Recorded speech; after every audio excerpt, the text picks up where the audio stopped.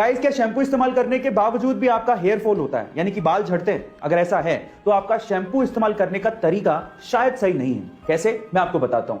देखिए, अगर बिना तेल लगाए आप लोग शैम्पू इस्तेमाल कर रहे हैं तो उससे आपके बाल ड्राई होते हैं और उसी से आपके बाल झड़ने लगते हैं। इसीलिए शैम्पू इस्तेमाल करने से 1 घंटा पहले आप चंपी जरूर करें, यानी कि अपने बालों में तेल जरूर लगाएं। इससे आपके बाल सॉफ्ट होंगे और मजबूत भी होंगे।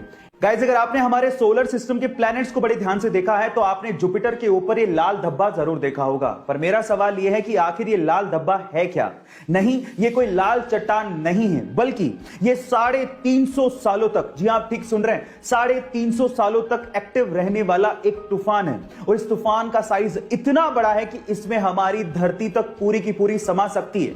गाइस, ये ह्यूमंस की जानकारी के हिसाब से अब तक का सबसे लंबा एक्टिव रहने वाला तूफान है। अर्थ पर 1994 में हैरिकेन जोन्स नामक एक तूफान आया था, जो कि मात्र 31 दिनों तक ही एक्टिव था, जबकि यह तूफान 350 सालों से जुपिटर के ऊपर एक्टिव है। कार्तिक आर्यन अपनी नई कार लैम्बोर्गिनी उर्स को लेकर चर्चा में है और उसकी 3 वजह है। सबसे पहली वजह है उस कार की कीमत। कार्तिक आर्यन ने लैम्बोर्गिनी उर्स के लिए लगभग 4.5 करोड़ रुपए चुकाए हैं। और गाइस, ये कार्तिक आर्यन की अब तक की सबसे महंगी कार परचेज है।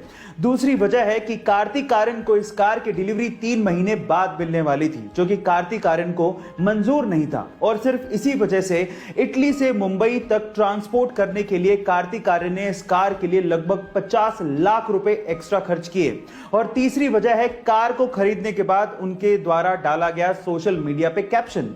कार की डिलीवरी मिलने के बाद कार्तिक आर्यन ने सोशल मीडिया पे लिखा, ले ली, पर शायद मैं महंगी चीजों के लिए नहीं बनाऊं। मैक्सिको में एक बहुत ही रहस्यमयी जगह है जिसका नाम है द जोन ऑफ साइलेंस। अब क्या खास है इस जगह में, मैं आपको बताता हूं। यहां पर घड़ियों की सुइयां अचानक से रुक जाती है, रेडियो के सिग्नल काम करना बंद कर देते हैं, कंपास की सुई चारों तरफ घूमने लगती है और आपके मोबाइल के सिग्नल वो भी पूरी तरह से ठप पड़ जाते हैं, यानी कि पूरा का पूरा कम्युनिकेशन एकदम ठप।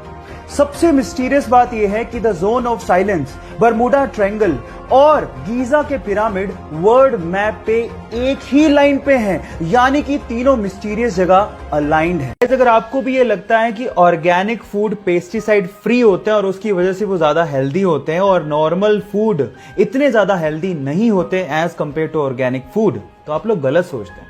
मैं आपको आपकी जानकारी के लिए बता दूं कि नॉर्मल फूड और ऑर्गेनिक फूड दोनों में इक्वल अमाउंट ऑफ न्यूट्रिशंस होते हैं। जी हां, और दोनों में पेस्टिसाइड भी यूज होते हैं। तो दोनों में फर्क क्या है?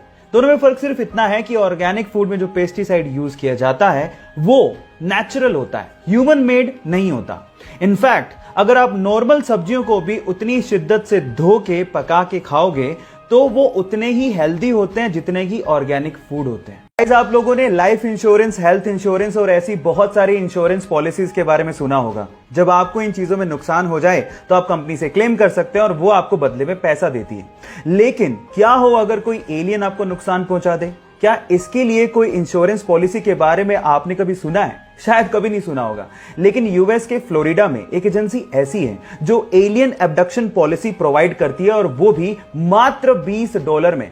इसका मतलब यह है कि अगर कोई एलियन आपको किडनैप करके ले जाए तो आपकी लाइफ इंश्योर्ड होगी। पहली शर्त यह है कि अगर आप इसको क्लेम करना चाहते हैं तो आपका किडनैपिंग के बाद अर्थ पे होना जरूरी है। और दूसरी शर्त सुन के आप शायद हैरान रह जाएंगे।